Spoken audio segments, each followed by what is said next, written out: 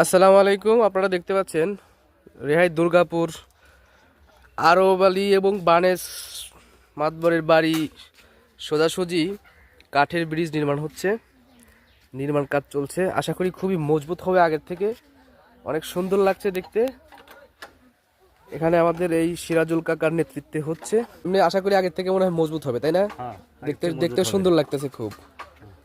মোটামুটি কতদিনের মধ্যে মোটামুটি সম্পূর্ণ হওয়ার সম্ভাবনা আছে? আচ্ছা, আজকালের মধ্যে ইনশাল্লাহ হয়ে যাবে এবং দেখতে খুবই সুন্দর লাগছে, আগের থেকে খুবই সুন্দর লাগছে এবং মজবুত হবে আশা করি।